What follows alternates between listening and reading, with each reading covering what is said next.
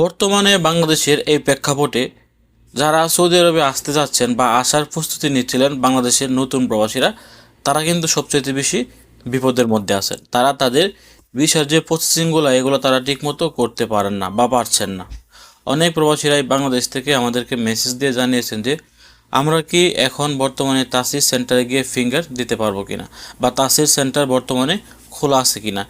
এই বিষয়টি নিয়ে আমি আপনাদেরকে সরাসরি তাসির সেন্টারের ওয়েবসাইটের ভিতরে প্রবেশ করে তাদের এখানে কি বিশেষ বিজ্ঞপ্তি দেওয়া আছে বা তাদের এখানে কি নোটিশ ঝুলানো আছে এটি আমি আপনাদেরকে বাংলায় পড়ে শুনিয়ে দেওয়ার চেষ্টা করব।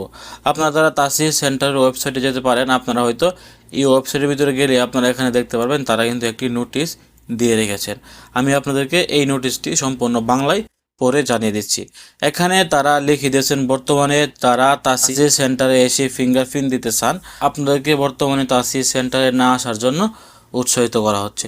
আপনারা তাসির সেন্টারের মধ্যে আসবেন না, বর্তমানে তাসির সেন্টার বন্ধ আছে। এবং এখানে তারা বলে দিয়েছেন যারা আগে অ্যাপয়েন্টমেন্ট নিয়েছিলেন ফিঙ্গার দেওয়ার জন্য, আপনারা আপনাদের এই অ্যাপয়েন্টমেন্টটিকে রিশিডিউল করবেন না, অর্থাৎ আপনি এটাকে পরিবর্তন করে সামনের দিকে আগাবেন না।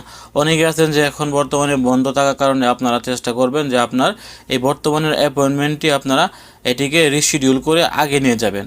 বর্তমানে কিন্তু আপনি আপনার এই বর্তমান যে রানিং অ্যাপয়েন্টমেন্টটি আছে এটা কিন্তু আপনারা রিশিডিউলও করতে পারবেন না, এবং আপনারা নতুন করে কিন্তু এখানে আর কোনো অ্যাপয়েন্টমেন্টও নিতে পারবেন না।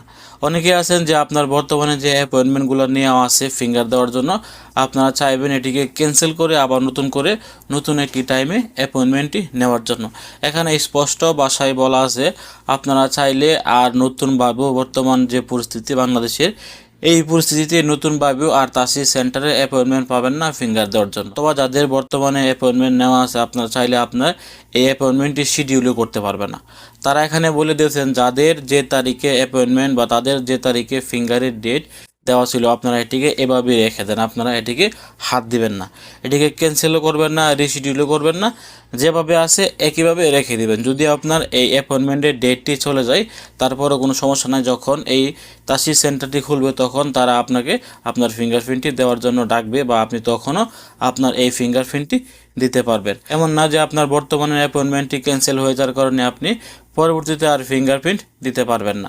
অবশ্যই আপনার বর্তমানে রানিং অ্যাপয়েন্টমেন্টটি ক্যান্সেল হয়ে গেলেও কিন্তু আপনারা পরবর্তীতে আবার আপনাদের ফিঙ্গারপ্রিন্টটি দিতে পারবেন।